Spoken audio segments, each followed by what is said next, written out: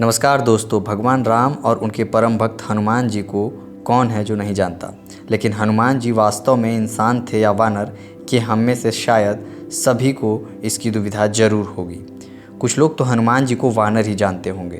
तो इन्हीं दुविधाओं को दूर करने के लिए हम इस वीडियो में बात करेंगे महाकाव्यों में लिखे प्रसंगों और तमाम घटनाओं के आधार पर, और समझने की कोशिश करेंगे कि वास्तव में हनुमान जी क्या थे। तो चलिए शुरू करते हैं। दोस्तों, महाबलशाली हनुमान जी के बारे में पूर्ण जानकारी वाल्मीकि रामायण और तुलसीदास जी के रामचरितमानस में ही मिल सकती है। वाल्मीकि रामायण में तो भगवान राम के अलावा सबसे अधिक गुणी और सबसे अधिक बलशाली भगवान हनुमान जी को ही बताया गया है, जो बड़े बड़े कार्यों को बड़े ही सरलता और सहजता से संपन्न कर दिया करते थे। हम जब भी हनुमान जी का चित्र देखते हैं तो उसमें उन्हें बंदर के रूप में ही दिखाया जाता है, जिनकी एक पूंछ भी है। दरअसल वाल्मीकि रामायण में वर्णित है कि वानर कोई जाति विशेष नहीं होती। तो क्या मान लें कि हनुमान जी भी कोई और थे, ना कि एक वानर?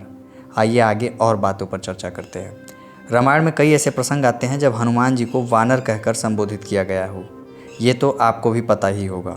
लेकिन असल में हम वानर शब्द से यह बोध कर लेते हैं कि वानर का अर्थ होता है बंदर, परंतु अगर इस शब्द का विश्लेषण व्याकरण द्वारा करें तो वानर शब्द का अर्थ होता है वन में उत्पन्न होने वाले और अन्न ग्रहण करने वाले लोगों को वानर कहते हैं।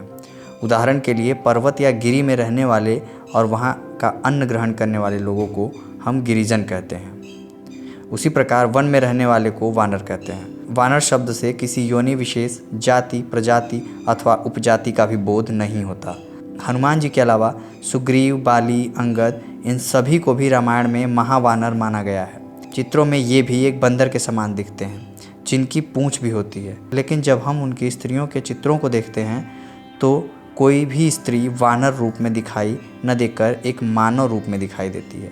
नर मादा का ऐसा भेद संसार में किसी भी वर्ग में देखने को ही नहीं मिलता।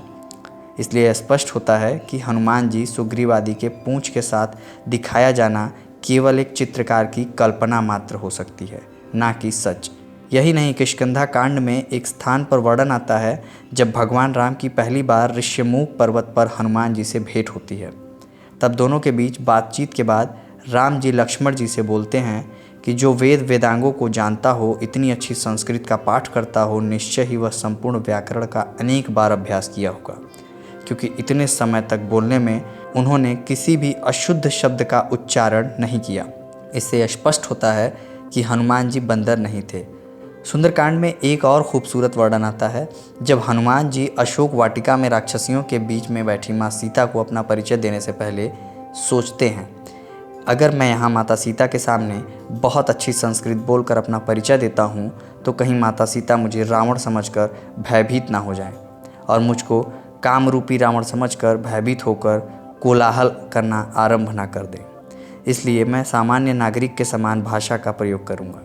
इन प्रमाणों से यह सिद्ध होता है कि हनुमान जी चारों वेद, व्याकरण और संस्कृत सहित तमाम भाषाओं के प्रकांड विद्वान थे, न कि एक वानर। दोस्तों, अगर आपको ये कहानी अच्छी लगी हो तो जनता शो के इस वीडियो को लाइक करें और जनता शो चैनल को सब्सक्राइब करें। मेरा नाम है विवेक शर्मा। अगर आप ये वीडियो फेसबुक पर देख रहे हैं तो जनता शो के फेसबुक पेज को भी लाइक करें।